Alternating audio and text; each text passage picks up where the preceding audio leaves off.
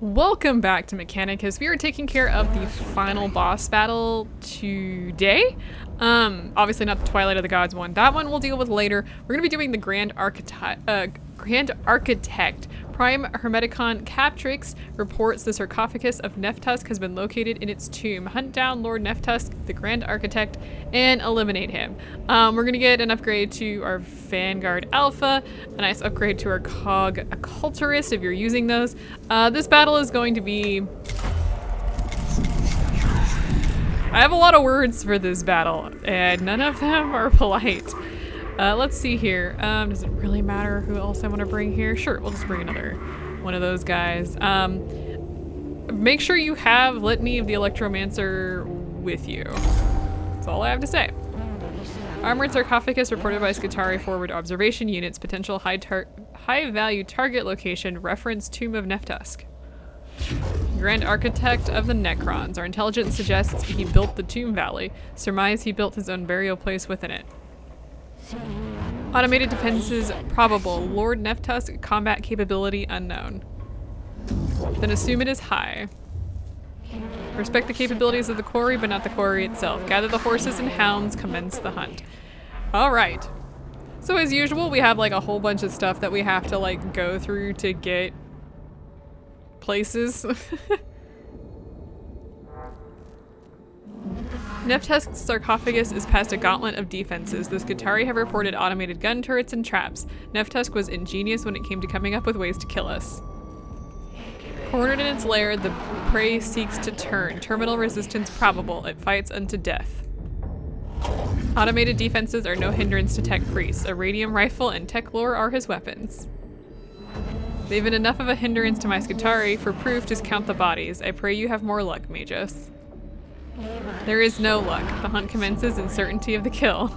Captrix is, she's just, one-minded. Alright, let's go ahead and shuffle forward here. Really don't have anything to say about this particular set of things. It shouldn't be that big of a deal. Let's see if we can get some anything. Left is health, and right is cognition points. Look at that.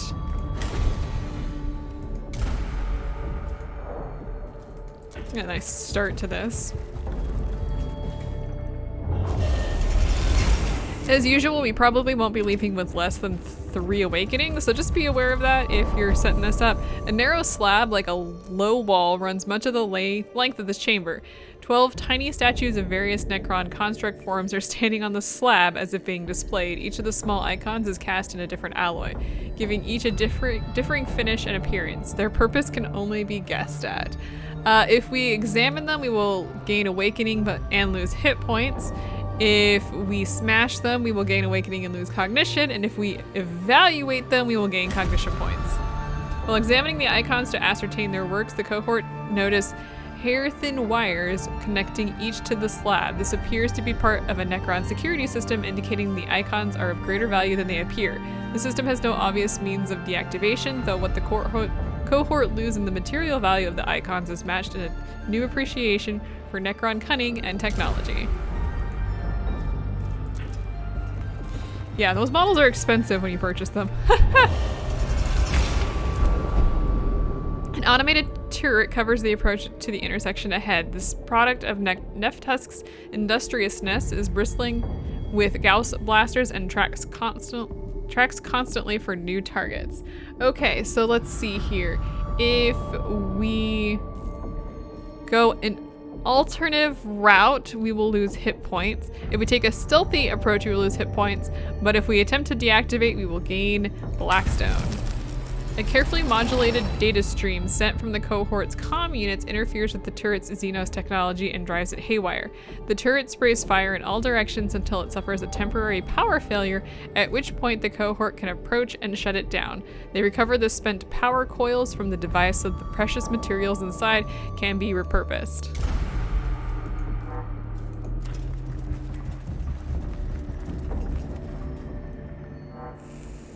Okay, from these glyphs we've got, let's see, the one on the left is initiative for us. The one in the middle I can't remember if we've seen these ones before. I believe that one is an item, probably not useful for us. And the one on the right is health. So let's grab that initiative. Yeah, so the Necron initiative is lowered. One of these two final ones is gonna be something interesting. Hang on. Okay, there's one of these that I actually want to show off because it's got some funny text. Here it is. The cohort approaches a section of the tomb separated from the rest by a moat of churning corrosive chemicals. Crossing this defense is essential but clearly dangerous. So basically there's a moat of chemicals. If we destroy it, we will get some blackstone. If we create a drawbridge, we will lose cognition points and health. And if we dive in and wade across, we will lose cognition and hit points. And I want to show this one off because this is the worst decision you could possibly make, and everybody is going to tell me off. Watch. In retrospect, course of action inefficient. More than inefficient, Majos, this was reckless. Failings such as this corrode a soldier's faith in the Omnissiah. Jovian tutelage 5641. It is a rare man whose faith survives the failings of his superiors. With a prayer at his lips, the cohort plunges into the moat and wades across. By the time they reach the other side, they have suffered serious acid burns and respiratory distress. Yeah, so we don't actually want to do that. I just wanted to show that off. So instead of doing that, I actually want to choose destruction, and the cohort places demolition charges on wall supports and detonates them. A section of the ceiling falls into the moat and creates a safe pathway across to the other side. The cohort crosses successfully, and several components of Necron technology are brought down in the collapse that can be harvested for Adeptus Mechanicus to use. Beautiful. All right, one more, and I think we're going into battle.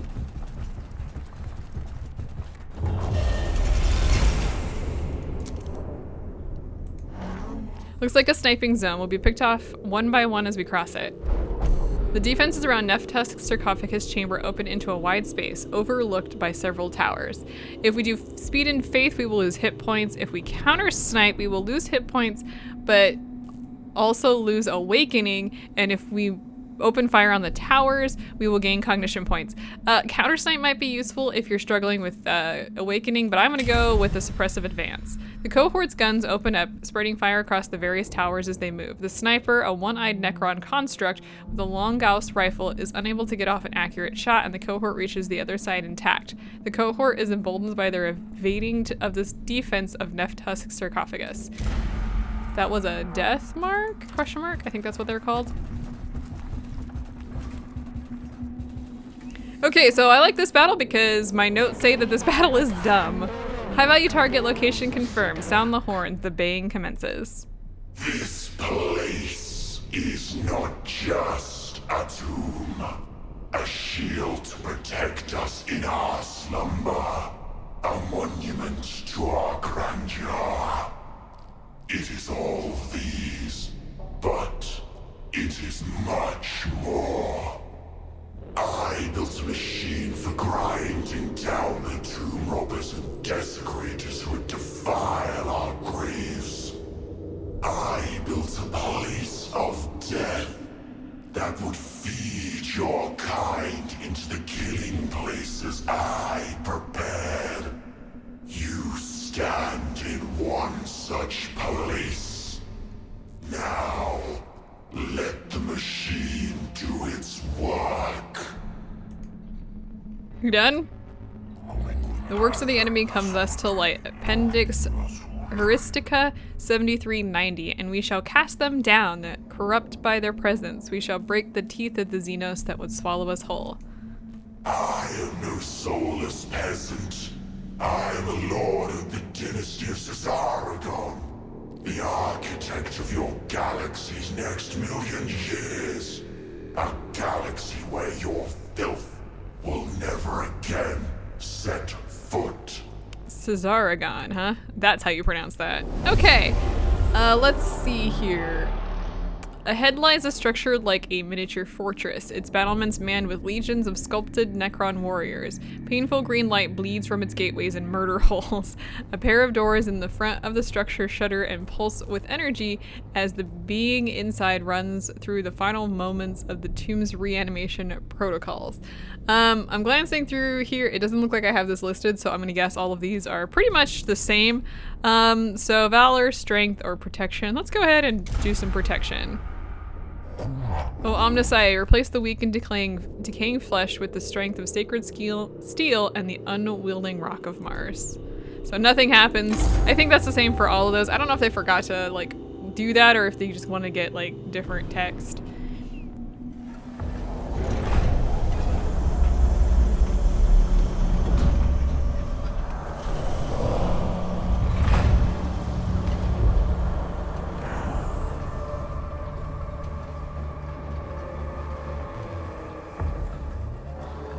Oops, sorry, I had my mouse out of the way. Yeah, so this is, can I turn, oh, I have to start the battle. Fine. I'll show off the boss here in a second. Let me just line everybody up. Now this is gonna sound really, really silly, but this battle is stupidly easy if you know what you're doing. Okay, let's line everyone up here like this and start the battle. Heavy rotate. So this guy here, doesn't he look cool? You really need to get a zoom in on this guy. Okay, so, can I actually see how much? Yes, you can see that these lines are running to him, which is giving him some defense. Let me go ahead and reveal the stats of him. So he's got 15 and 15, so there's basically nothing we can do to touch this guy. Unless you've got some canticles behind you, so we're gonna be just going forward with this. Let's start with just, yeah. So, as you saw, we did damage because normally what you would have to do is go all the way over here and destroy that, destroy the one over there, destroy the one over here in order to lower down his defense. If you've got defense bypassing weapons or defense bypassing canticles, you're essentially gonna stomp this guy flat. Go ahead and use the Litany of the Electromancer right off the bat.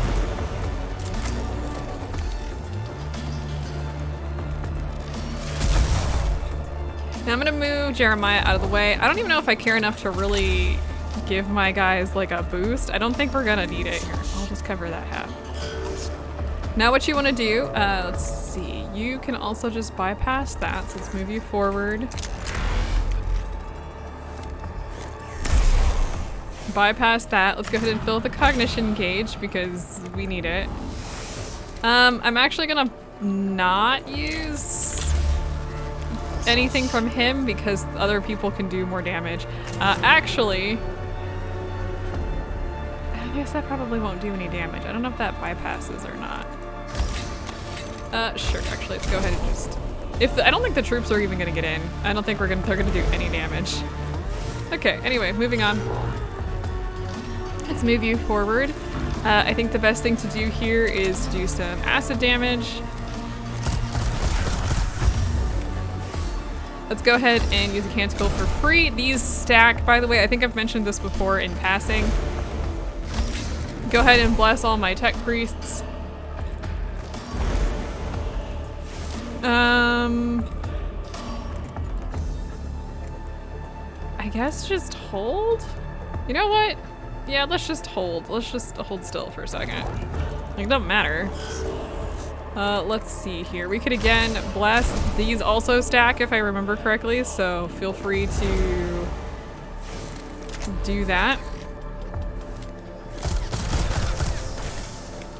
7 points of damage. Go ahead and just end turn yet again, and we're done. I don't think they thought this through. It should be that those like ignore armor cannot get through, but it can, so we win in like, what was that, 2 minutes? This is the saddest battle I've been in a while. Lord Neftusk falls inert, his massively powerful war form finally inflicted with enough damage to cripple and deactivate it. The Grand Architect's death is marked by a shudder throughout the tomb complex as if the structures built at his command resonate with the force of his destruction. Neftusk's spire will never rise above Silva Tenebris. Target eliminated. Blood the hounds and take the trophies. Hunt complete.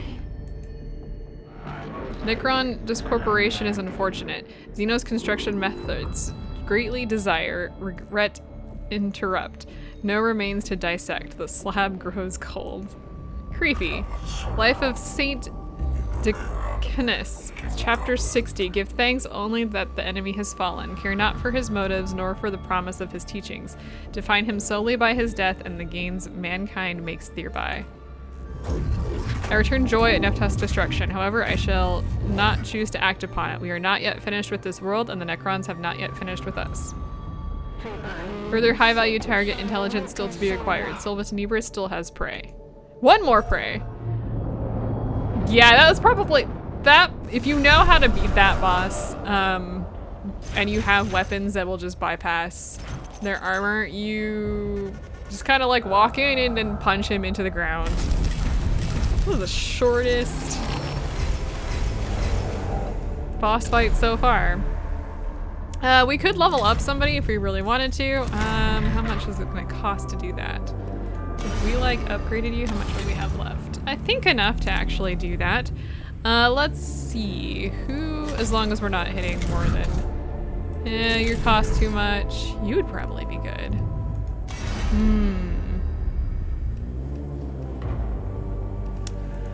Maybe you? Maybe you. Actually, let's do you, because I think I want to continue on with the Lex Mechanic stuff. All right. Well, with all of that, then we're basically, we're good to go for today. We do have one more boss battle. It's the last one.